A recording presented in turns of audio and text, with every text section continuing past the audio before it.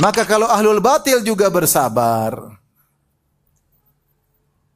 pelaku syirik bersabar, sampai orang berdakwah untuk memurtadkan kaum muslimin, mereka bersabar. Ada seorang dai, dia sudah merasa hebat, dia berjalan ke hutan belantara untuk dakwah.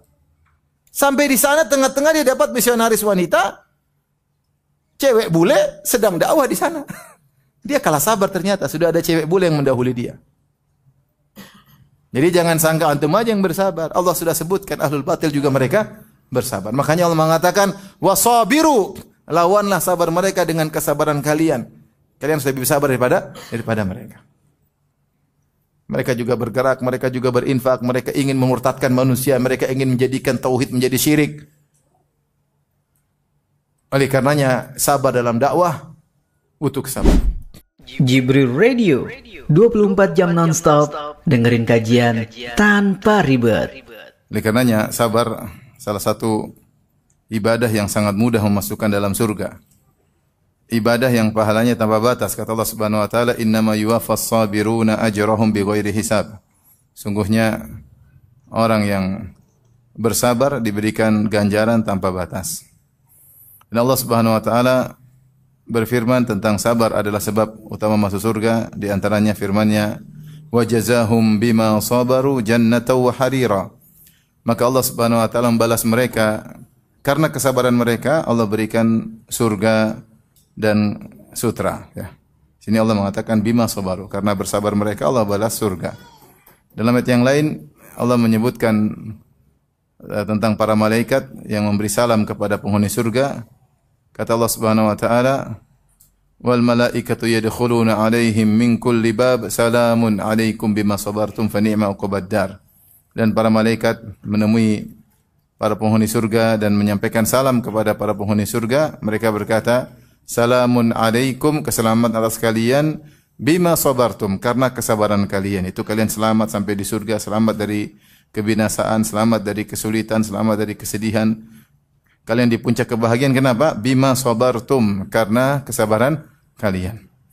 Demikian juga ketika Allah sebutkan tentang ibadur rahman, ciri-cirinya ibadur rahman sangat banyak. Di penghujung Allah berkata, "Ulaika yujzaunal ghurfata bima sabaru."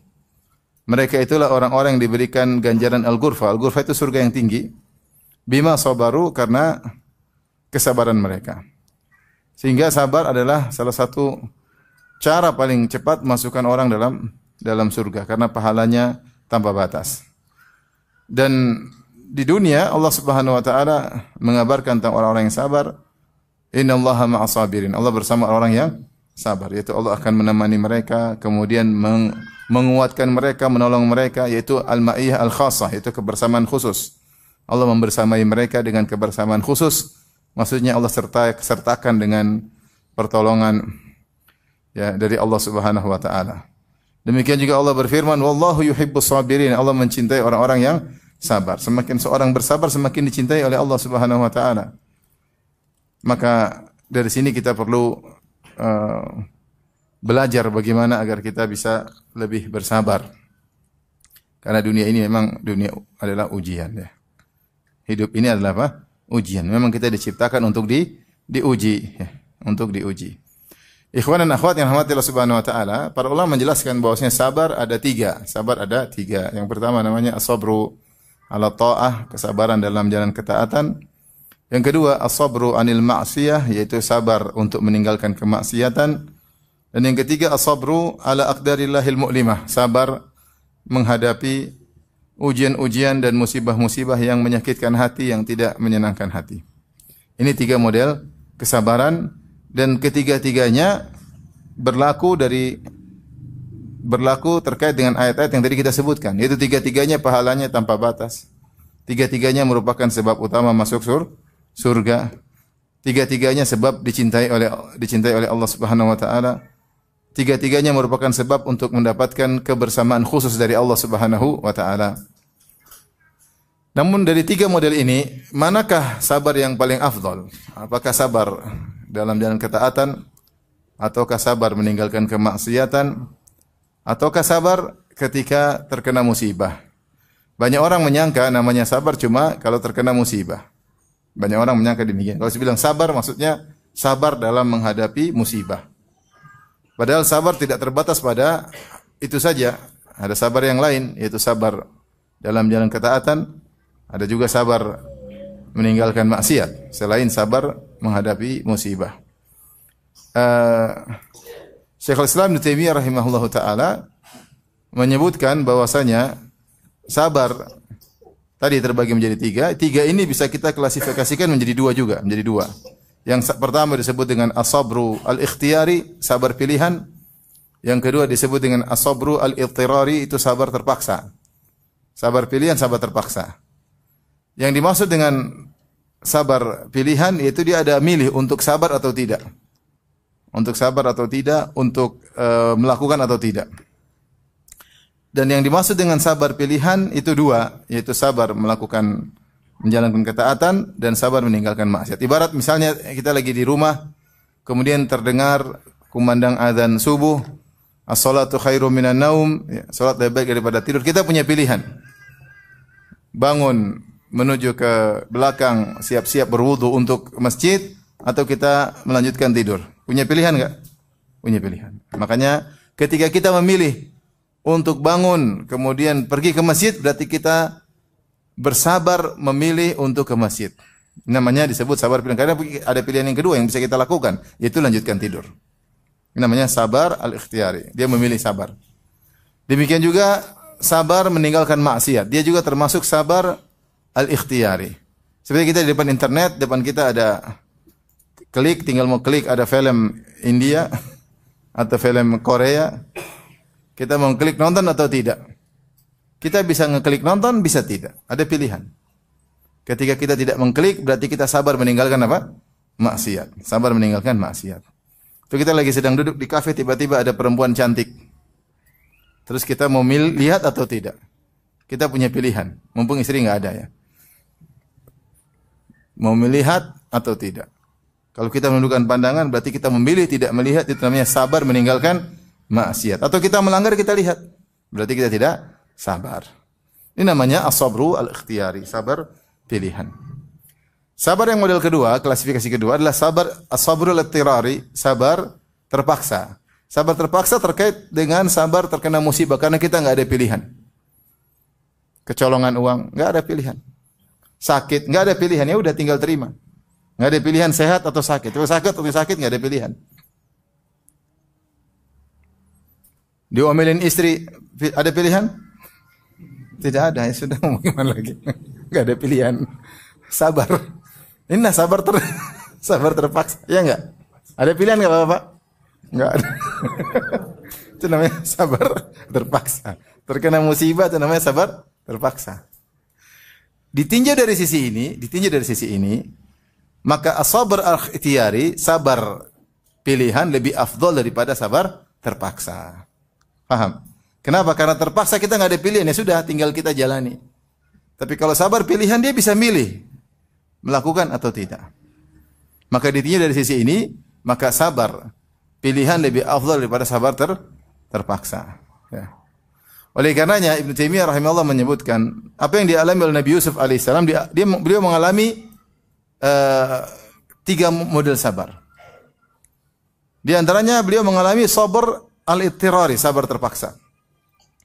Apa yang dialami oleh Nabi Yusuf alaihissalam, dia dimusuhi oleh kakak-kakaknya. Dia nggak ada pilihan. Dihasadin oleh kakak-kakaknya, nggak ada pilihan. Dilemparkan dalam sumur, dia nggak ada pilihan. Dia nggak ada pilihan, ya sudah, mau diapain, melempar dalam, buka bajunya melempar dalam sumur. Dipisahkan dari ayahnya yang sangat dia cintai oleh kakak-kakaknya, kakaknya pisahin dia agar jauh tidak dilihat lagi oleh Nabi Yakub alaihissalam. Dia tidak ada pilihan. Ini semua adalah sabar terpaksa dan dia menjalaninya dengan penuh kesabaran. Dia menjalani dengan penuh kesabaran.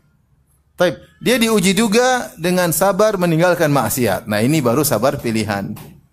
Ketika diuji dengan wanita yang sangat cantik jelita, yaitu Imra'atul Aziz. Ada yang mengatakan namanya Zulaikha, ada yang mengatakan namanya yang lain pula. Intinya dia Imra'atul Aziz, istri dari seorang pejabat tinggi di Mesir ketika itu, yang sangat cantik jelita yang Allah abadikan dalam surat Yusuf. Farawadatul lati huwa fi baiti an nafsi wa ghallaqatil abwab wa qalat haytalak, sebagaimana sudah pernah kita jelaskan dalam banyak pengajian. Intinya wanita tersebut sangat cantik jelita, sudah cantik kemudian dia menghiasi dirinya, kemudian Yusuf masih muda, kemudian Yusuf jauh dari kampungnya. Kalau orang jauh dari kampung semakin mudah untuk apa? Bermaksiat, ya. Kemudian tidak ada yang lihat, wa ghallaqatil abwab, semua pintu sudah tertutup. Kemudian sang wanita agak maksa, ya. Ngancam, ya. Subhanallah. Yang lebih parah, sang wanita sudah di puncak hasrat dan Nabi Yusuf juga kata Allah wa hamma biha. Yusuf juga sudah tergerak hasratnya. Dia muda, di depan dia wanita cantik. Laula an ra'a burhana rabbih. Kalau bukan dia melihat petunjuk dari Allah Subhanahu wa taala, tapi dia memilih untuk meninggalkan maksiat. Maka dia pun kabur, wastabaqal baba, kemudian dia kabur menuju pintu untuk melarikan diri. Akhirnya ditariklah baju dari belakang. Sabarnya Yusuf meninggalkan maksiat, meninggalkan rayuan Zulaikha atau Imratul Aziz, ini lebih afdal daripada ketika Yusuf sabar dilempar dalam sumur. Lebih afdal daripada Yusuf sabar ketika dipisahkan dari ayah dan ibunya. Kenapa? Karena ketika dilempar di sumur dan dipisahkan dari orang tua itu sabar al-ittirari, as-sabrul ittirari, sabar terpaksa. Adapun ketika digoda oleh Imratul Aziz, maka itu sabar pilihan. Demikian juga sabar yang dialami oleh Nabi Ibrahim alaihissalam ketika diperintahkan oleh Allah Subhanahu wa taala untuk berdakwah. Dia bersabar berdakwah, bersabar untuk menyampaikan hujjah di hadapan ayahnya meskipun harus diusir. Dia bersabar menyampaikan hujjah di hadapan kaumnya. Dia bersabar, kemudian dia menghancurkan patung-patung dan dia dialog dan dia tahu resikonya seperti apa. Dia bersabar dalam menjalankan dakwah. Kemudian dia bersabar juga untuk berpisah dari anaknya, ya. Dan diperintahkan untuk menyembelih anaknya, sabar untuk menyembelih anaknya yang Allah sebut dalam Al-Qur'an, falamma balagha ma'us sa'ya. Ketika Ismail sudah mencapai remaja, sudah dewasa, lagi begitu gagah-gagahnya sang anak, maka Ibrahim diperintahkan untuk menyembelihnya. Maka dia berkata, "Ya bunayya, inni ara fil manami anni adzbahuk, fanzur madza tara." Wahai anakku, aku bermimpi aku menyembelihmu. Menurutmu bagaimana? Maka Ismail berkata, "Ya abati fa'al ma tu'mar, satajiduni insyaallah minas sabirin." Lakukanlah apa yang diperintahkan Allah kepadamu, insyaallah kau dapati aku niscaya insyaallah termasuk orang-orang yang sabar. Ibrahim ketika diperintahkan, dia menjalankan ketaatan untuk menyembelih anaknya. Maka ini juga sabar dalam menjalankan ketaatan, dalam berdakwah. Kata Ibnu Taimiyah, lebih afdal daripada sabar yang dilakukan oleh Nabi Ayyub alaihissalam ketika diberi sakit oleh Allah Subhanahu wa taala. Kenapa? Karena sabarnya Nabi Ayyub, sabar pilihan atau sabar terpaksa? Sabar terpaksa. As-sabrul ittirari. Maka jika ditinjau dari sabar pilihan dan sabar terpaksa, maka lebih afdal sabar terpaksa. Jadi mau saya lebih terpaksa sabar pilihan. Mau saya jadi seorang menghadirkan dalam dirinya semua sabar berpahala. Jangan menyangka cuma sabar terkena musibah saja, pahalanya besar. Cuma sabar diomelin istri saja, pahalanya besar. Ke masjid juga pahalanya besar, sabar, dakwah bersabar, ya, juga pahalanya besar. Sabar bayar zakat, intinya ketaatan juga pahalanya besar. Tapi setelah itu mana yang lebih afdal? Sabar menjalankan ketaatan atau sabar meninggalkan maksiat? Mana yang lebih afdal? Ketaatan meninggalkan maksiat? Kenapa ketaatan? Hah? Emang meninggalkan maksiat tidak butuh usaha? Tinggal-tinggalkan depan ceweknya depan gimana? Tinggal ngerayu gimana? Tinggal dihadang gimana? Sama-sama tentunya sangat berat, ya. Melakukan ketaatan, demikian juga meninggalkan maksiat, dua-dua yang berat. Tetapi ditinjau dari sisi tertentu, maka sabar menjalankan ketaatan lebih afdal. Kenapa lebih afdal? Ditinjau dari tujuan utama kita diciptakan adalah untuk beribadah, ya tidak? Allah berfirman, "Wa ma khalaqtul jinna wal insa illa liya'budun." Tidaklah aku ciptakan jin manusia kecuali untuk beribadah. Adapun meninggalkan maksiat adalah penyempurna dari ibadah tersebut. Tujuan kita untuk beribadah sebagai bukti kita seorang hamba, makhluk yang diciptakan oleh Sang Khalik Bukti terkuat apa? Kita menyembahnya. Maka kita diciptakan untuk beribadah kepada Allah. Adapun meninggalkan maksiat adalah penyempurna. Kemudian juga maslahat adanya ketaatan ya lebih besar daripada maslahat ditinggalkannya maksiat. Maslahat adanya ketaatan yang muncul lebih besar kemaslahatannya daripada ditinggalkannya maksiat. Atau sebaliknya, kemudaratan tidak dikerjakan maksiat lebih besar mudaratnya daripada kemudaratan dilakukan maksiat. Kemudaratan tidak dilakukan ketaatan, mohon maaf, kemudaratan tidak dilakukan ketaatan lebih mudarat daripada kemudaratan dilakukan maksiat. Ini sekedar komparasi bahwasanya ketaatan menjalankan sabar dan menjalankan ketaatan lebih afdal daripada sabar meninggalkan maksiat. Tapi semuanya juga berat ya. Tentu ini pembicaraan secara teori, tapi ketika kita masuk secara per kasus maka bisa berbeda. Contohnya gimana? Sabar untuk sholat subuh, bangun tidur sholat subuh, tentu lebih ringan daripada sabar ketika diganggu oleh cewek cantik kaya raya, WA terus, kirim foto terus. Ya tidak? Ya atau tidak? Minta menggoda terus. Lebih berat mana? Lebih berat mana? Goda cewek jelas, kita sepakat ya. Kecuali homo enggak apa-apa. Enggak tergoda. Jadi kalau normal, waras lebih tergoda. Jadi itu tadi kita sebut teori, paham? Teori. Secara umum sabar, ketaatan lebih tinggi daripada sabar meninggalkan apa? Maksiat, dan lebih tinggi daripada sabar terkena musibah. Tapi ketika kita masuk pada perkasus belum tentu. Contoh seperti tadi, sabar, orang dengar azan kita tidur cukup, alhamdulillah dengar azan mudah berangkat, mudah. Tapi ketika bangun tidur tahu-tahu banyak WA, kemudian cewek cantik-cantik, bukan cantik, kemudian kirim uang semua, oh tergoda. Baru diomelin istri lagi, wah ini jangan-jangan petunjuk dari Allah ini. Lebih berat meninggalkan maksiat ketika itu. Benar juga meninggalkan maksiat secara umum lebih afdal daripada sabar ketika terkena musibah. Tapi jika musibahnya besar belum tentu, berat. Contoh misalnya seorang meninggalkan maksiat ya, tidak nonton film Korea. Mudah bagi dia, tapi ketika terkena musibah ternyata anaknya satu-satunya meninggal dunia, tidak gampang. Tidak gampang. Jadi apa yang kita sampaikan tadi maksudnya secara jenis, paham? Secara jenis, tapi secara per kasus berbeda. Ini contohnya seperti mana? Seperti saya mengatakan, lelaki lebih afdal daripada wanita secara jenis. Paham? Walaysa dzakaru kal unsa, lelaki lebih afdal daripada wanita. Tapi secara person-person belum tentu. Ada lelaki tukang maksiat, ada wanita salehah lebih afdal wanita salehah. Paham? Paham enggak? Sama seperti dalam kaidah al-bid'atu ahabbu ila syaitan minal ma'siyah. Bid'ah lebih parah daripada maksiat. Kenapa al-bid'atu al-maksiyatu yutabu minha? Orang bermaksiat dia masih mungkin bertobat karena dia tahu dia salah.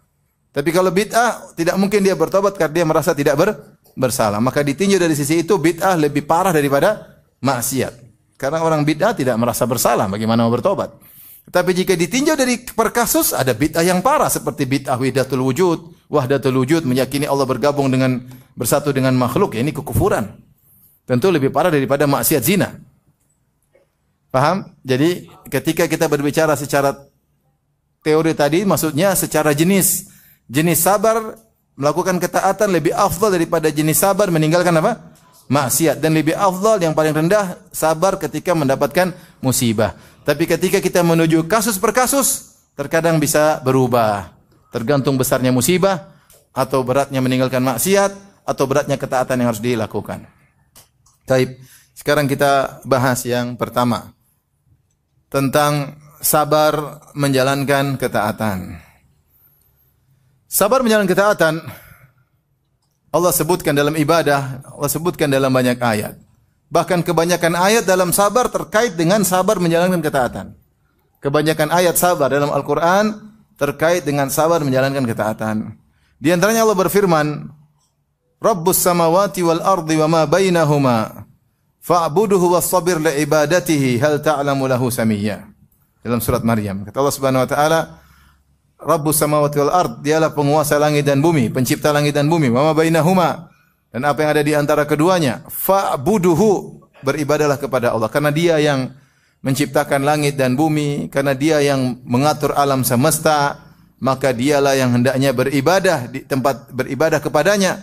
Kemudian kata Allah, wastabir li ibadatih, dan bersabarlah dalam beribadah kepadanya, sabar. Di sini Allah mengatakan bukan wasbir tapi wastabir. Dan kita tahu dalam kaidah bahasa jika ada tambah huruf berarti tambah kekuatan, yaitu sabar yang lebih lagi, bukan sekadar wasbir li ibadatihi tapi wastabir, kuatkanlah dirimu untuk bersabar untuk beribadah kepada Allah Subhanahu wa taala. Kenapa? Karena banyak hal-hal yang memalingkan engkau dari ibadah. Dan benar, sekarang ini banyak fitnah yang membuat kita malas beribadah. Bukankah Rasulullah SAW bersabda, al-ibadatu fil harji ka hijratin ilayya. Beribadah di zaman fitnah seperti hijrah kepadaku. Ibadah di zaman fitnah seperti hijrah kepadaku. Kenapa? Karena di zaman fitnah banyak orang tidak beribadah. Banyak orang sibuk ngurusin apa? Fitnah. Ada apa dengan fitnah? Bagaimana perkembangannya? Inilah kita sekarang di zaman medsos, tiap hari ikut fitnah. Waktu kita untuk nonton fitnah, untuk menikmati fitnah, untuk mengomentari fitnah, untuk membicarakan fitnah, fitnah wanita, fitnah harta, fitnah politik, fitnah macam-macam, sehingga melalaikan kita dari beribadah. Akhirnya kita kurang baca Quran, akhirnya kita susah sholat malam, akhirnya kita kurang zikir. Tiap hari zikir manusia, bukan zikir Allah Subhanahu wa taala. Dan itulah yang terjadi. Makanya untuk sabar dalam ibadah butuh ekstra energi. Allah mengatakan wastabir li ibadati, bersabar dalam beribadah.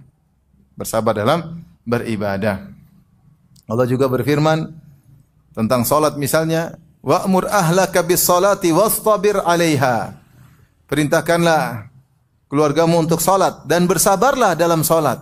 Sabar dalam salat, sabar dalam merintahkan anak istri untuk salat, dan seterusnya. Jadi kalau kita perhatikan ayat-ayat tentang sabar, ayat-ayat sabar kebanyakannya tentang sabar dalam beribadah. Lebih banyak daripada sabar dalam meninggalkan maksiat atau sabar dalam menghadapi apa? Musibah. Yang paling banyak adalah ayat sabar untuk beribadah. Kita akan sebutkan contoh-contoh ayat-ayat sabar, semoga menjadi perhatian kita semua. Yang pertama, misalnya Allah suruh bersabar untuk salat. Allah suruh bersabar untuk salat.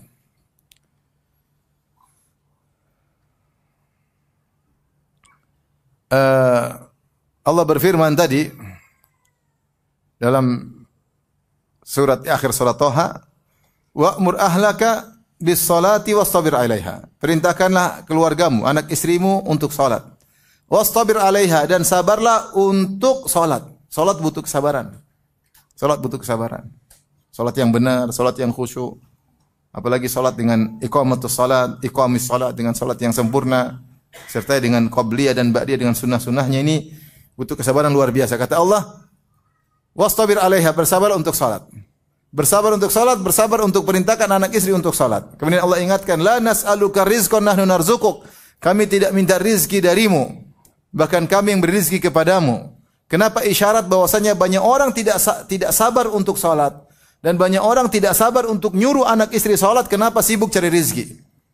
Sibuk cari rizki karena banyak kerjaan, banyak nyeles, ya, banyak kegiatan, banyak proyek, lupa untuk nyuruh anak istri salat. Maka Allah tegur, la nas'aluka rizqan, kami tidak pernah minta rizki kepada kalian. Nahnu narzukuk, justru kami beri rizki kepada kalian. Makanya kata para ulama, siapa yang salat, nyuruh anak istri salat adalah sebab dimudahkan rizki, karena Allah jamin. Itu seakan-akan Allah berkata, jangan sampai kau sibuk cari rizki, kau lupa suruh anak istri salat. Suruhlah anak, carilah rizki, tapi sisihkan waktu untuk nyuruh anak istri apa? Salat. Kami yang tanggung rizkimu. Kami yang tanggung rizkimu. Wal aqibatu littaqwa, dan kesudahan yang indah bagi orang yang bertakwa. Ini contoh Allah suruh untuk sabar dalam salat. Makanya sabar kita nyuruh anak salat, sabar nyuruh anak ke masjid untuk salat, ya. Ada orang marah-marah, ya. Dia bangun anak salat subuh, salat. Malas dia. Salat nak, malas. Ini di Arab sana. Akhirnya dia marah. Dia bilang, ya himar, salat. Himar itu apa? Keledai. Dongki salat. Anaknya kaget langsung terjaga dia. Abi, dongki. Abinya dongki. Sabar. Suruh anak salat butuh kesabaran. Sampai sebagian teman cerita, Ustaz saya kadang-kadang enggak bisa salat qobliyah karena bangunin anak. Enggak apa-apa. Nanti qobliyah di kekotok enggak ada masalah. Ini ada keperluan nyuruh anak untuk apa? Salat. Dari awal malam nak tidur nak, besok abi bangunin nak, itu butuh kesabaran.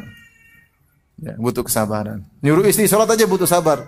Sayang salat. Tapi ada kejadian dia mau salat subuh, dia bangun istrinya. Salat. Tidur. Salat. Tidur nanti. Dia pergi salat ke masjid, mungkin zikir pagi petang semua balik, istrinya belum salat. Kamu saya cerai kata. Subhanallah. Ada kejadian begitu. Jengkel. Itu namanya enggak sabar. Itu orang bukan orang Malang, bukan.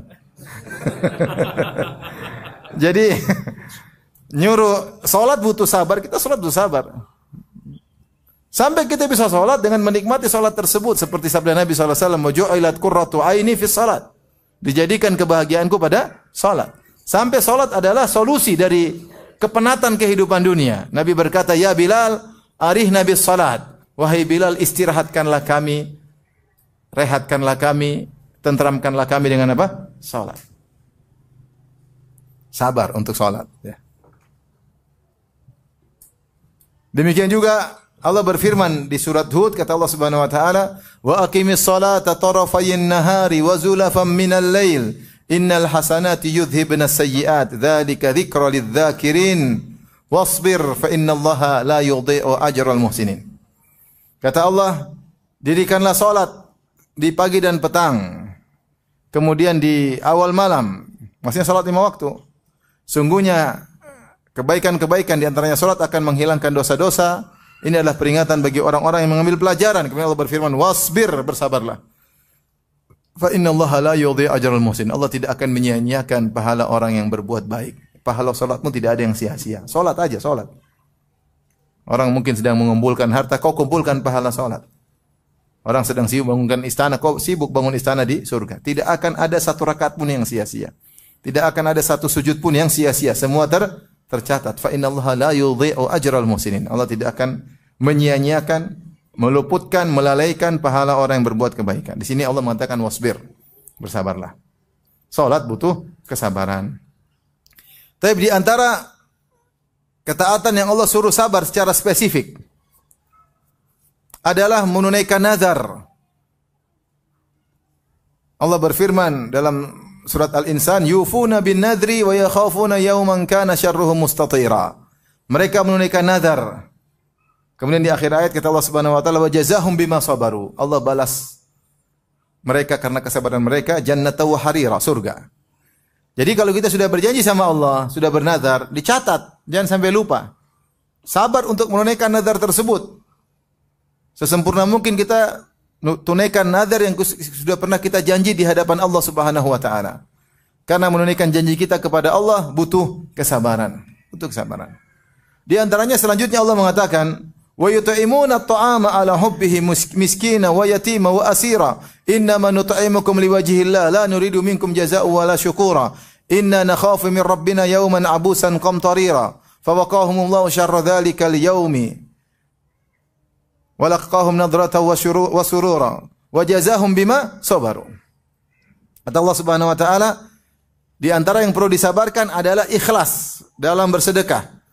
Kata Allah tentang sifat-sifat penghuni surga tersebut, wa yut'imuna at-ta'ama, mereka memberikan makanan ala hubbihi, makanan yang mereka suka. Bukan kasih makanan sisa, bukan kasih makanan bekas, makanan yang mereka suka. Ya. Bukan yang mau basi baru dikasih, enggak. Yang mereka suka mereka kasih kepada siapa? Kepada orang miskin, kepada anak yatim, kepada tawanan. Kemudian Allah berkata, mereka mengatakan, "Innama nut'imukum liwajhillah." Kami ini beri makan kepada kalian karena mencari wajah Allah. La nuridu minkum jazaa'an wala syukura. Kami tidak butuh terima kasih dari kalian dan tidak butuh balas budi. Kami tidak butuh jasa dari kalian. Kami tidak butuh kalian mengingat kebaikan kami, tidak perlu. Inna nakhafu min rabbina yawman 'abusan qamtarira. Kami takut dengan hari kiamat nanti, di mana orang dalam wajah yang ketakutan. Setelah itu Allah berfirman, wa jazahum bima sabaru. Allah beri balasan mereka atas kesabaran mereka surga. Maka di antara ketaatan yang perlu disabarkan adalah keikhlasan. Keikhlasan. Ketika bersedekah harus ikhlas. Sekarang ini kita hidup di zaman orang yang tidak sabar untuk ikhlas. Sehingga setiap beramal soleh dia publish. Dia publish. Sedekah dia publish, kunjungi anak yatim dia publish, membantu janda dia publish. Janda tua publish, janda muda apalagi dipublish. Kemudian dia kemana-mana dia publish, umroh dia publish, haji dia publish, berdakwah di hutan belantara dia publish.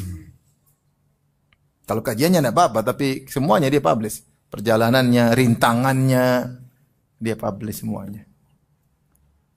Semua amal soleh tidak sabar untuk tidak dipublish. Kecanduan kalau tidak dipublish, gatal kalau tidak dipublish. Jadilah kecanduan suka memamerkan amal soleh. Sekarang kita zaman orang suka pamer amal soleh.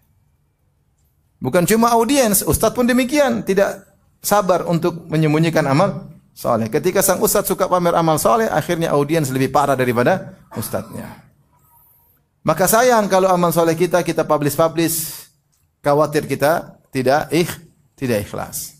Oleh karenanya sekarang butuh keikhlasan dalam menjalankan ketaatan. Ini disebutkan Ibnu Qayyim menyebutkan kenapa sabar dalam ketaatan derajatnya tinggi, karena antum harus sabar dalam 3 perkara.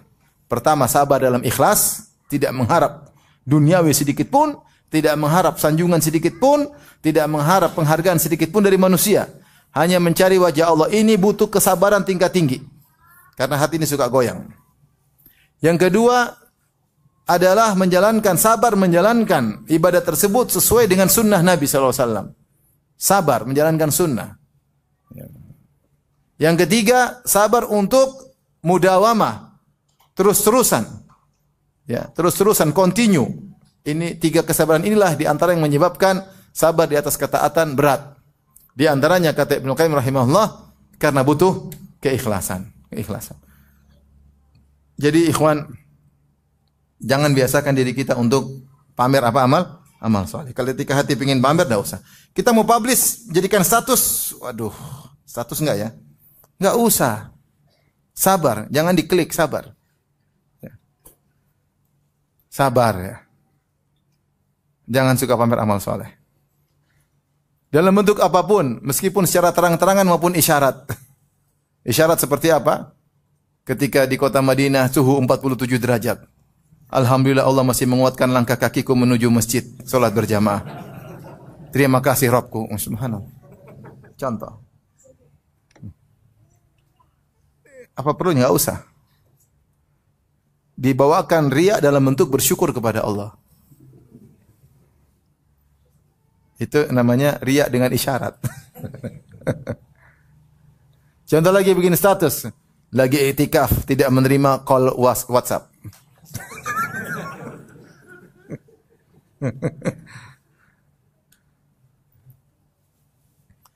Atau bangun jam 3 malam terus bikin status baru. Akhirat lebih baik daripada dunia. Maksudnya jadi antum sabar. Sabar, jangan pamer amal soleh. Kalau ada orang cerita nama saya, antum jangan terpancing. Assalamualaikum, waalaikumsalam. Alhamdulillah, saya sudah haji 5 kali loh. Dalam hati, saya sudah 20 kali. 5 kali. Oh, Masya Allah, alhamdulillah. Ya udah. Hati ini ingin cerita, kamu 5 kali juga pun hajinya pun melanggar semua. Pakai visa ziarah, sama visa pekerja, sama visa percepatan, semua pelanggaran. Itu saja pamer-pamer. Maksudnya, enggak usah lah. Enggak usah. Jadi terkadang kita terpancing mau pamer, enggak usah. Sabar, ikhlas, sabar. Sabar untuk tidak mengharap, kata Ibnu Qayyim, sanjungan manusia sedikit pun, sabar. Itu butuh kesabaran untuk ikhlas. Lihat Allah mengatakan wa jazahum bima sabaru, mereka sabar bersedekah karena Allah, tidak mengharapkan sanjungan. La nuridu minkum jazaan wala syukura. Kami tidak butuh dari kalian balas budi maupun terima kasih. Ini juga ketika kita bersedekah kita sabar. Sedekah kasih misalnya kerabat, kakak, adik, orang tua kayak siapa kayak, jangan berharap mereka bilang terima kasih, enggak usah.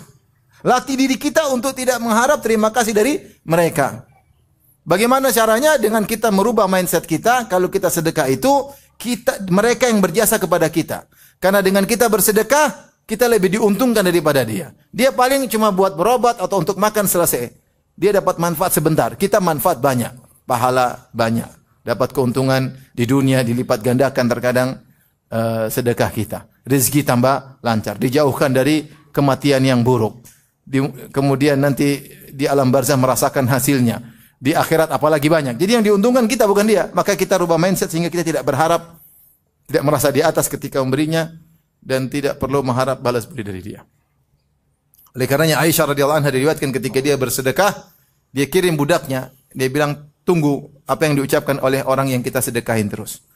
Yang kita sedekahin tadi. Maka budaknya nunggu, kemudian disedekahi, berdoa kebaikan buat Aisyah. Kemudian budaknya lapor, wahai Aisyah, wahai Ummul Mukminin, tadi waktu saya kasih sedekah, dia berdoa untuk Anda begini-begini. Aisyah balas doanya. Karena dia ingin pahala sedekahnya murni, tidak terpotong dengan doa orang tersebut. Maka dia balas doanya dengan doa tersebut, doa yang sama. Artinya tidak berharap sedikit pun terima kasih dari orang tersebut. Untuk begini tidak gampang. Apalagi kita sudah bantu orang, ternyata orang itu balas kita dengan keburukan, gibahin kita. Waduh, sakit hati. Sudah dibelikan sarung, masih gibahin kita. Lupa kemarin yang lunas saya hutang dia siapa. Lupa waktu dia sakit yang antar ke rumah sakit siapa. Kita mau bicara ini tapi tahan diri. Karena sudah gitu kita man wal adha, akhirnya pahala kita hilang. Jadi maksud saya dalam menjalankan ketaatan butuh kesabaran. Di antara ketaatan yang butuh kesabaran adalah menyambung silaturahmi. Allah sebut dalam surat Ar-Ra'd, ketika Allah memuji para penghuni surga, Allah berkata, wassalamun alaikum bima sabartum. Keselamatan atas kalian karena kesabaran kalian. Apa sifat-sifat mereka? Di antara sifat-sifat mereka kata Allah Subhanahu wa taala, ya,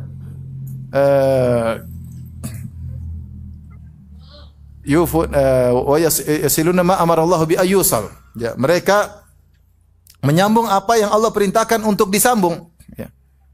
Mereka menyambung apa yang Allah perintahkan untuk disambung. Itu maksudnya menyambung apa? Silaturahmi. Menyambung alladzina yufuna bi ahdillahi wa la yanquduna al-mitsaq walladzina yasiluna ma amara Allah bi ayyusal. Orang-orang yang menunaikan janji mereka kepada Allah dan tidak membatalkan perjanjian mereka kepada Allah, dan orang-orang yang menyambung silaturahmi yang diperintahkan oleh Allah. Ternyata di antara ibadah yang disebutkan secara khusus oleh Allah untuk disabarin adalah nyambung silaturahmi, dan ini butuh kesabaran tingkat tinggi. Sabar untuk telepon, untuk datang ke rumah kerabat, kalau jauh sabar untuk nelpon mereka, basa-basi yang penting tersambung. Kalau ada rezeki, sabar untuk memberikan kepada mereka hadiah, kebaikan disambung kepada mereka. Sabar untuk mendengar keluh kesah mereka. Sabar terkadang mereka bikin masalah sama kita sehingga kita tidak memutuskan silaturahmi, butuh perjuangan untuk menyambung silaturahmi. Ya. Saya punya kawan, dia bilang sama saya, Ustaz, saya ini susah Ustaz. Dia kebetulan kaya. Kalau saya kasih uang banyak sama adik-adik, dibilang sombong. Kalau saya nggak kasih, dibilang pelit. Udah kasih sebagian aja, jangan banyak-banyak. Artinya kasih aja, mau dibilang sombong biarin aja. Bukan sombong, kita lagi sayang. Ya. Jadi silaturahmi butuh kesabaran. Harus mengalahkan ego, apalagi masalah sama adik. Maunya kita yang kakak, adik yang minta maaf, tapi enggak, kita karena Allah. Saya kan kakak, kamu adik yang kesini doang. Enggak, jangan begitu. Kita sabar menyambung apa? Silaturahmi. Ini contoh yang Allah sebutkan. Di antara amal soleh yang Allah perintah untuk sabar, Allah sebutkan di antara sifat-sifat ibadur rahman adalah salat malam. Ya Allah mengatakan, walladzina yabituna li rabbihim sujjadan wa qiyama. Dan orang-orang yang di malam hari mereka sujud dan berdiri, maksudnya mereka salat malam. Ini juga butuh kesabaran luar biasa.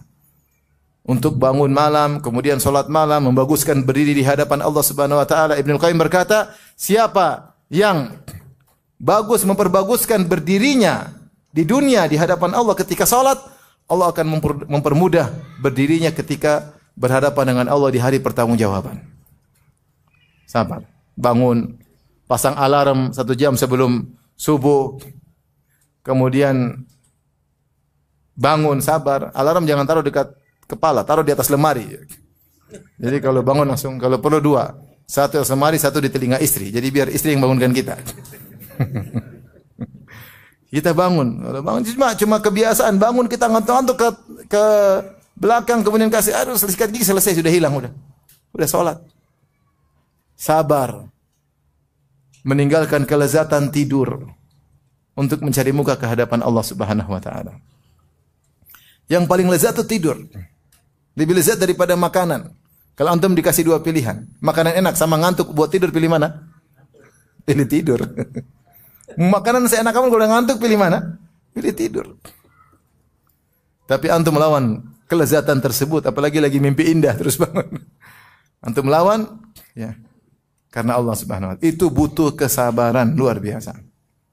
Butuh kesabaran.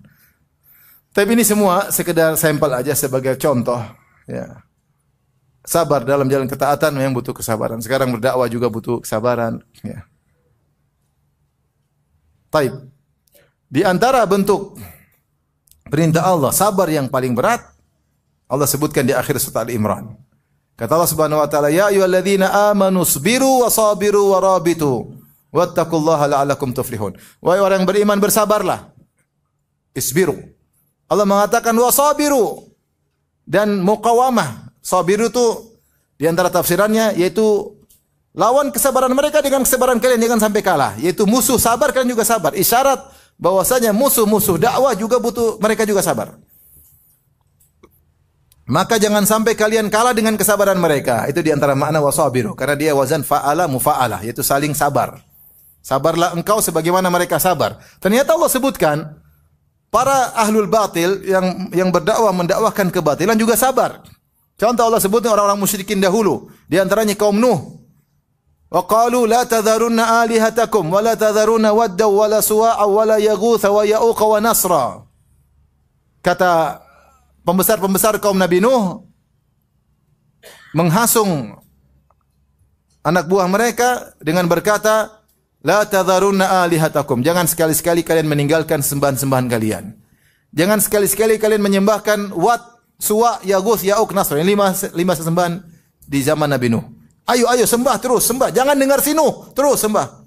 Jadi mereka sabar untuk menyembah berhala. Sabar atau tidak? Sabar. Sabar untuk syirik. Di zaman Nabi juga Allah sebutkan, "Wantalaqal mala'u minhum animshu wasbiru ala alihatikum inna hadza la syai'un yurad." Kata Allah Subhanahu wa taala, berjalan sebagian pembesar-besar mereka dan berkata, "Animshu, ayo jalan, wasbiru ala alihatikum." Sabarlah dalam menyembah Tuhan-Tuhan kalian. Sabar. Sabar, jangan dengar Muhammad. Dalam ayat yang lain mereka berkata, "In kada la yudhilluna laula an sabarna 'alaiha." Dalam surat Al-Furqan. Kata Allah Subhanahu wa taala, orang-orang musyrikin berkata, hampir-hampir Muhammad menyesatkan kita, subhanallah. Hampir-hampir kita disesatkan oleh Muhammad kalau bukan karena kita sabar di atas kesyirikan. Jadi mereka sabar enggak? Sabar, bukan cuma antum aja yang sabar. Mereka juga sabar. Di antaranya Allah sebutkan mereka juga berinfak. Kata Allah Subhanahu wa taala, "Innal ladzina kafaru yunfiquna amwalahum liyasuddu an sabilillah, fasayunfiqunaha thumma takunu 'alaihim hasrah, thumma yughlabun.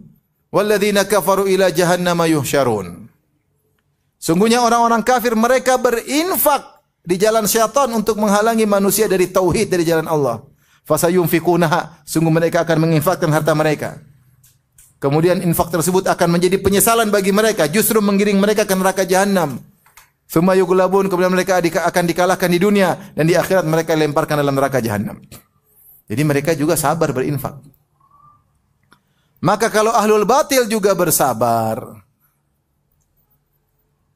pelaku syirik bersabar, sampai orang berdakwah untuk memurtadkan kaum muslimin mereka bersabar.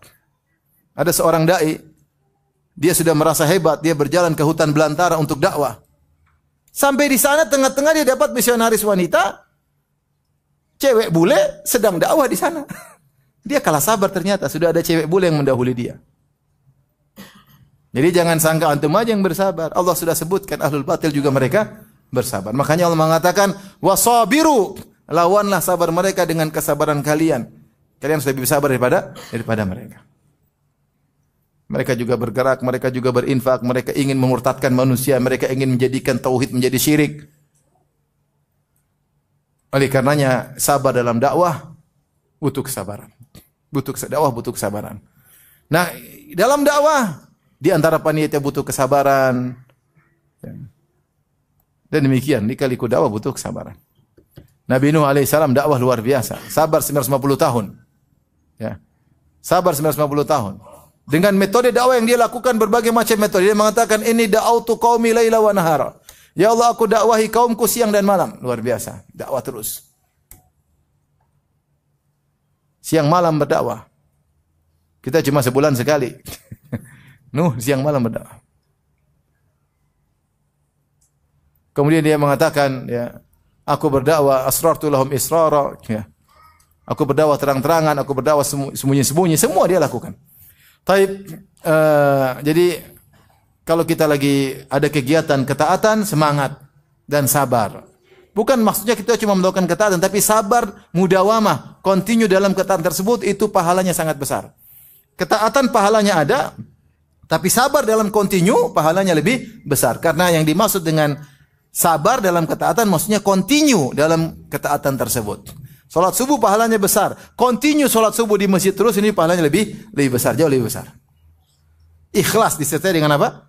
Keikhlasan. Ya. Kemudian juga sabar di atas sunnah. Sabar di atas sunnah. Orang semua melakukan maksiat, orang melakukan bid'ah. Kadang-kadang kita sendirian juga ragu-ragu. Kita yang salah apa mereka yang salah nih? Orang pada joget semua, kita enggak joget. Jangan-jangan yang joget yang benar. Terkadang setan datang goyang kita dari apa? Sunnah. Orang di mana joget, kita sini enggak joget. Yang benar joget enggak sih?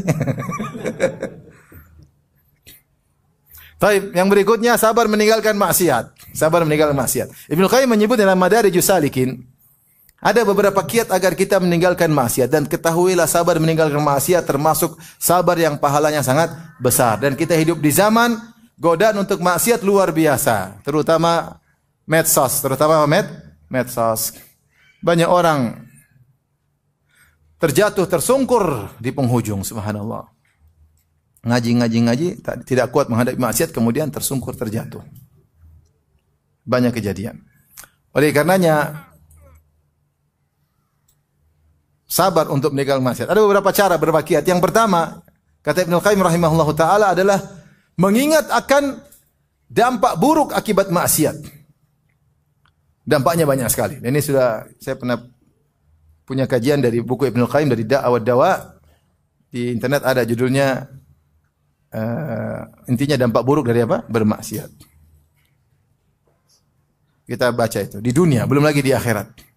Makanya Allah mengatakan, "Qul inni," katakanlah wahai Muhammad, "inni akhafu in asaitu rabbi adzab yaumin azim." Katakanlah Muhammad, aku takut kalau aku bermaksiat kepada Allah, aku akan ditimpa dengan adab yang pedih. Ada sebagian salaf ketika dia melakukan maksiat, maka dia taruh jadinya di api. Dia tidak kuat meletakkan tangannya di api, tentu sangat panas. Siapa yang kuat? Kita taruh jari di api, tentu kita kepanasan. Api dunia sih kita enggak kuat, apalagi api apa? Akhirat. Sabar. Ada seorang kawan menasihati kawan-kawannya. Kawan-kawannya suka ke luar negeri, kemudian dia khawatir kawan-kawannya berzina di luar negeri. Maka dia ngobrol sama kawan-kawannya. Dia bilang, menurut kalian kalau orang berzina sebab masuk neraka enggak? Oh iya, sebab masuk neraka. Zina. Taib, zina taruhlah 15 menit, setengah jam, taruhlah waktu tidak lama, zina. Bisa bikin masuk neraka enggak? Bisa. Taib, kalau masuk neraka kira-kira berapa lama di neraka? Mungkin 100 tahun? Mungkin. 1000 tahun gara-gara 15 menit? Mungkin. 1 juta tahun? Mungkin. Maksudnya neraka ini tidak ada penghujungnya, tidak ada abadi. Baru mereka mulai mikir, subhanallah. Gara-gara kenikmatan sebentar bisa mengkonsekuensikan azab yang sangat panjang. Mikir. Maka di antara cara agar orang meninggalkan maksiat, dia pikir dampak ini cuma bukan di akhirat, dunia juga. Dan kalau di akhirat bahaya. Bahaya. Ada orang melakukan riba. Istri sama saya. Dia bekam saya, kemudian dia cerita, ngobrol. Bilang, Ustaz, saya dulu praktisi riba. Terus saya ngaji, terus saya tinggalkan riba, kemudian saya jual kue-kue macam-macam, gagal melulu. Sampai setelah beberapa lama, tahu-tahu ada bos saya panggil saya lagi untuk kerja lagi dan dinaikkan gajinya. Ketika itu saya goyang. Saya bilang istri saya, gimana? Jangan mas, riba. Gimana ini? Siapa tahu boleh, darurat. Iya, siapa tahu boleh. Kata istrinya. Tapi supaya kau pasti tanya dulu sama Ustaz. Siapa tahu ada lampu hijau. Karena darurat, kita jualan nggak laku terus ini. Siapa tahu darurat boleh riba. Subhanallah, saya goyang. Maka saya pergi ke Ustaz. Dia cerita sama saya. Ustaznya saya kenal dia. Ustaz, ini Ustaz, kondisi begini, susah begini. Boleh nggak saya kerja lagi di instansi ribawi? Kata Ustaz, kamu kan tahu apa dosa riba? Tahu Ustaz. Apa dosa?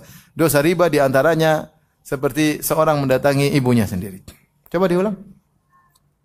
Dosa riba diantaranya seperti mendatangi ibunya sendiri. Coba diulang. Kenapa Ustaz? Kamu nggak ngerti. Tahu nggak?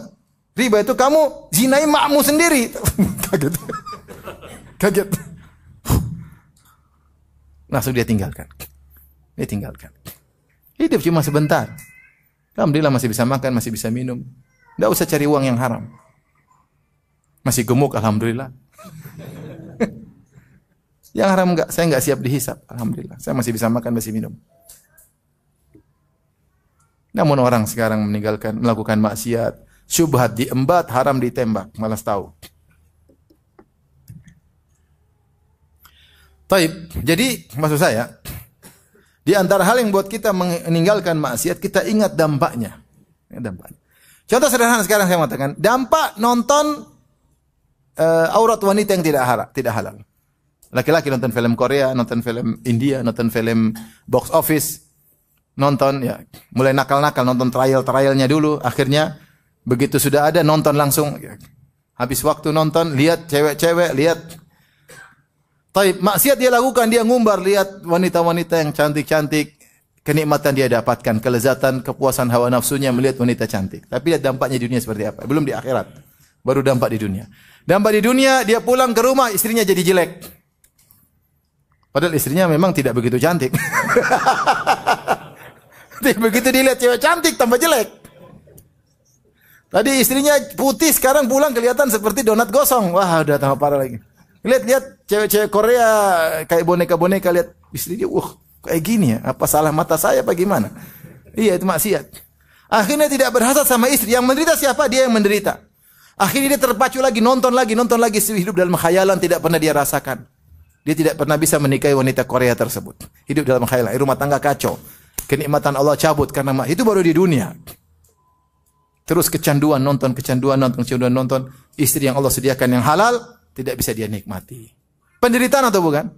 Penderitaan. Sampai ada yang telepon saya, Ustaz gimana? Aduh, saya tergoda sekali sama wanita Ustaz. Rugi saya cuma lihat jod, cuma bisa ngiler, Ustaz, nggak bisa dicicipin. Iya, itulah maksiat. Cuma bisa ngiler, tidak bisa apa? Dicicipin. Yang ada es krimnya nggak bisa, es krim di rumah nggak bisa dirasa. Sudah nggak enak, sudah tawar, hambar, pahit sekarang. Gara-gara sering ngumbar apa? Pandangan. Itu contoh sederhana. Bahwasanya maksiat mendatangkan penderitaan di dunia. Belum di akhirat.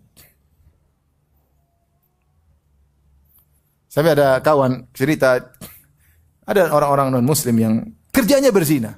Sampai kalau lihat istrinya, mohon maaf, dia tidak bisa berhasrat sama sekali. Sampai ke dokter bagaimana bisa, lihat istrinya seksi luar biasa, buka-bukaan, tapi dia sudah sering berzina, istrinya hambar.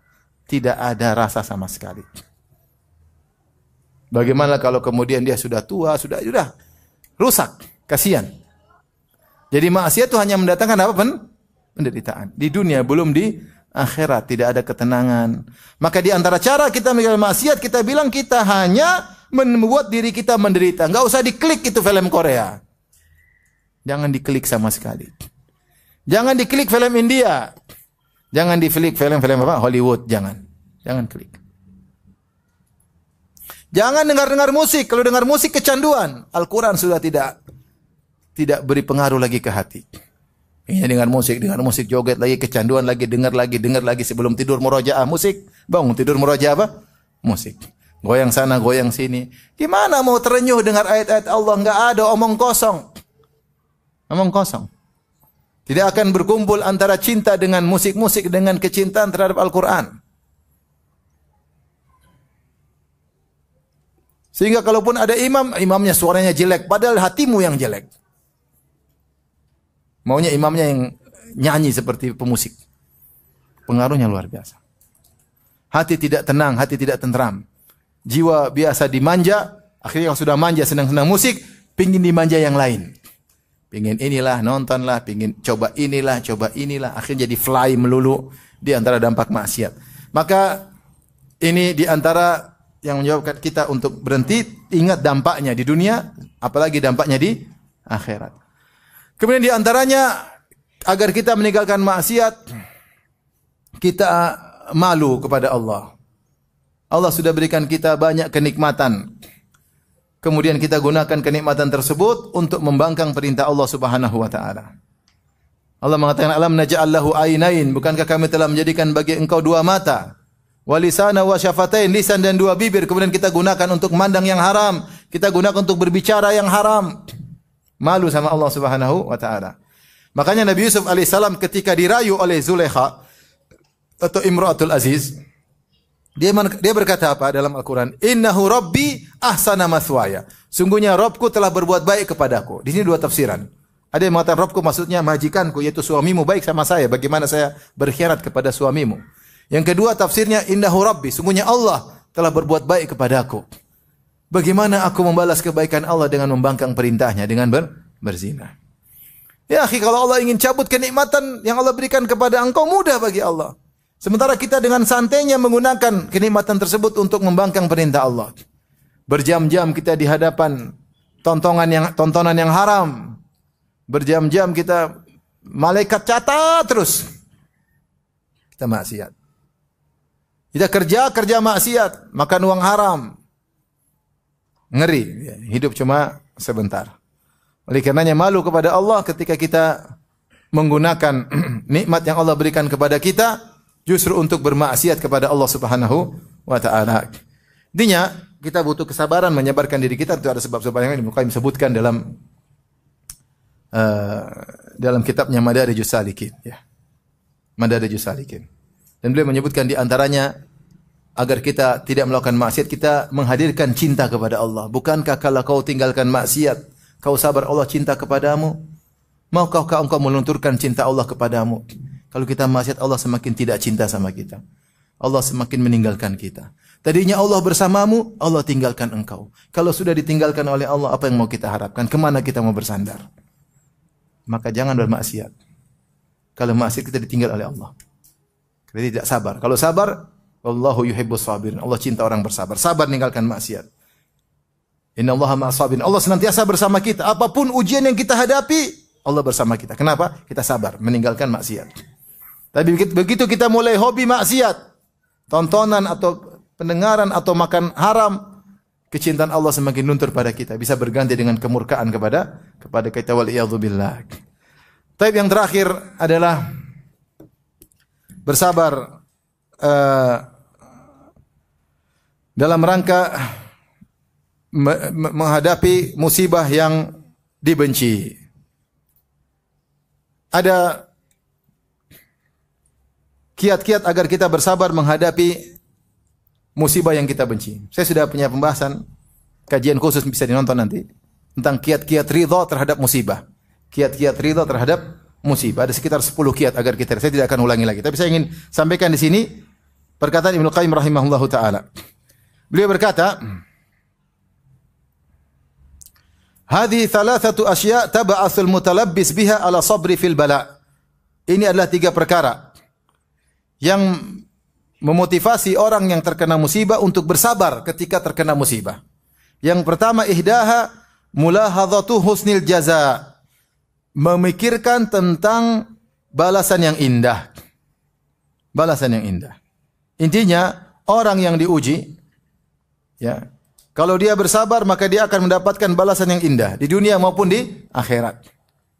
Maka sering kita dengar perkataan orang, pilihan Allah yang terbaik. Ini perkataan tidak 100% tepat. Yang benar adalah pilihan Allah adalah yang terbaik bagi orang yang bersabar. Pilihan Allah adalah yang terbaik bagi orang yang bersabar. Siapa yang bersabar, maka mihnah akan menjadi minhah, kata Ibnu Qayyim dalam kitabnya Al-Wabilus Sayyib. Siapa yang bersabar, ujian maka akan menjadi anugerah. Dengan syarat dia bersabar. Kalau dia tidak bersabar, itu musibah semakin buat dia terpuruk. Semakin buat dia jauh dari Allah. Bahkan bisa mati dalam kondisi su'ul khatimah. Kalau dia tidak bersabar. Maka ketika seorang mengetahui bahwasanya pilihan Allah yang terbaik, kalau dia bersabar, maka dia kuatkan dirinya untuk bersabar. Lihatlah bagaimana Nabi Yusuf alaihissalam. Ketika akhirnya dia menjadi seorang bangsawan. Kemudian kakak-kakaknya baru tahu ternyata kamu Yusuf yang pernah kami buang. Apa kata Nabi Yusuf? Innahu may yattaqi wa yasbir fa innallaha la yudhi'u ajral muhsinin. Sungguhnya siapa yang bertakwa dan bersabar, Allah tidak akan menyia-nyiakan ganjaran orang yang berbuat ihsan. Maka lihat penghujungnya menjadi sangat indah. Dia menjadi seorang bangsawan yang dihormati oleh penduduk Mesir dan dia bisa mendatangkan keluarganya ke Mesir. Jadi kita tinggal sabar nih, sabar aja nanti ujungnya pasti baik. Sabar. Tinggal sedikit sabar. Kapan kita enggak sabar, kacau. Sabar. Allah berfirman tentang Bani Israel, "Wa tammat kalimatu rabbikal husna ala Bani Israil bima sabaru." Dan telah sempurnalah, telah tertetapkanlah ya ketetapan yang indah bagi Bani Israel bima sabaru, karena mereka bersabar. Ketika mereka bersabar, Allah beri kesudahan yang indah. Dan banyak contohnya. Saya juga ada kajian tentang bisa jadi kau benci sesuatu ternyata lebih baik. Dalam Al-Quran banyak contohnya. Contohnya di antara kisah Nabi Yusuf alaihissalam. Maka ketika kita sabar, ingat, jangan enggak sabar. Sabar ujungnya indah loh, sabar. Dilewati aja. Sebulan, 2 bulan, sabar terus. Minimal ketika kita bersabar, pahala banyak sekali di akhirat. Mendongkrak kita untuk mudah masuk surga. Pahala banyak sekali. Nanti ujungnya pasti indah. Makanya Ibnu Qayyim punya perkataan yang menarik. Dia berkata, wa ajma'a uqala'u kulli ummatin ala anna an-na'ima la yudraku bin na'im. Seluruh orang yang cerdas dari umat ini, seluruh umat sepakat bahwasanya kebahagiaan tidak diraih dengan kebahagiaan. Kebahagiaan diraih dengan kesusahan. Bersusah-susah dulu kemudian bersenang-senang apa? Kemudian. Ya. Wa anna man rafaqar raha farakar raha. Siapa yang selalu pingin santai-santai, dia akan kehilangan kesantaian di kemudian hari. Wa hasal al-masyaqqa waqtar raha. Ketika dia pingin santai, dia malah mendapatkan kesulitan. Fidari raha, yaitu di hari akhirat dia malah susah. Maka semuanya perlu perjuangan. Dan ketika kita bersabar, kita tahu ujungnya indah, kita sabar. Allah tidak kasih tahu ujungnya apa. Kita sabar. Tapi kita cara untuk bersabar pasti husnudzon, ujungnya indah, pasti ujungnya indah. Dan alhamdulillah antum saya rasa sudah diberi cobaan-cobaan kecil dari Allah. Bukan banyak cobaan kita lewati, ternyata ujungnya apa? Indah. Ada cobaan lagi kita lewati dengan sabar, ternyata ujungnya indah. Saat ini ujiannya berat. Kiaskanlah dengan yang sebelumnya. Sebelum jauh begini, insya Allah juga sekarang begitu, sabar. Baik, di antaranya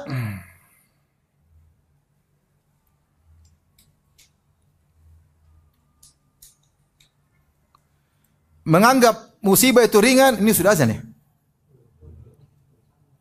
Sedikit lagi ya, sudah. Ntar lagi, kita selesaikan. Di antara cara kita menjadikan ujian kita ringan, kata Ibnu Qayyim rahimahullah ta'ala, adalah dengan mengingat nikmat yang sekarang ada. Antum sakit sekarang, tapi masih banyak nih. Misalnya antum sakit, alhamdulillah masih banyak nikmat. Masih ada rumah, masih ada istri, masih ada anak, masih bisa melihat, masih bisa mendengar, masih bisa sholat, masih bisa berzikir. Nikmat yang hadir ini aja masih banyak. Masih banyak. Itu meringankan penderitaan kita.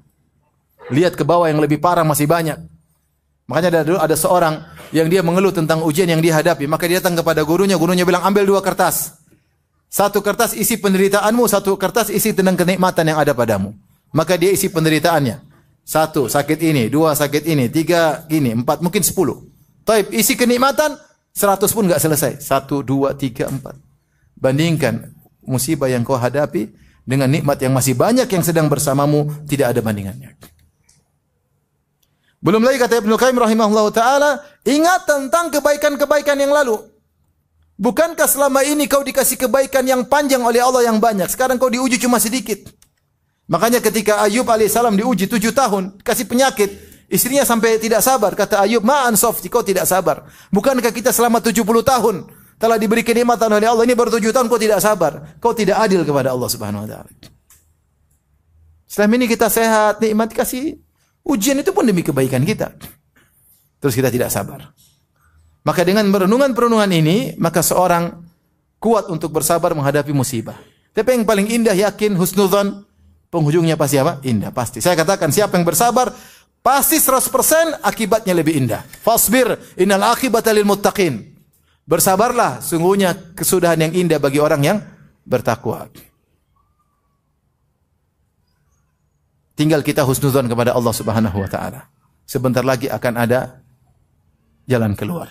Lihatlah bagaimana Yakub alaihissalam, justru ketika di puncak kesulitan dia malah husnudzon. Ketika Yusuf alaihissalam hilang, dia tidak tahu di mana. Kemudian Binyamin tertahan di Mesir. Kemudian kakak mereka yang paling tua, kalau nggak salah Yahuda, juga tidak mau pulang. 3 anaknya di Mesir semua. Maka ketika itu dia di puncak kesedihan, sampai menangis sampai matanya buta. Ya. Maka dia berkata, ya, sabrun jamil, asallahu ayyatiyani bihim jami'an. Semoga Allah mendatangkan mereka bertiga semuanya kepadaku. Innahu huwal alimul hakim. Sungguhnya Allah maha berilmu dan dia maha bijak. Dia tahu apa yang dia lakukan. Tapi dia husnudzon ketika di puncak kesulitan. Dia baru mengatakan demikian, Allah akan datangkan mereka setelah 3 anaknya tidak balik ke Palestina. Ya.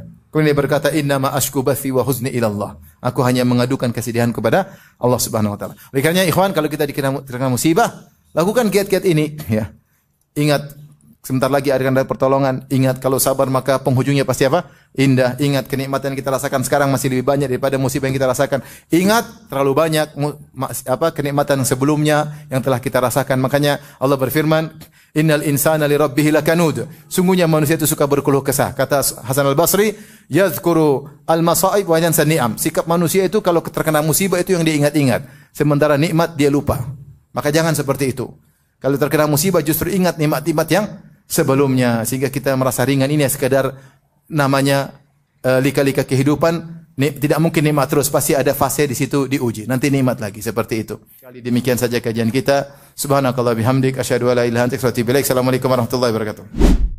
Jibril Radio 24 jam nonstop dengerin kajian tanpa ribet.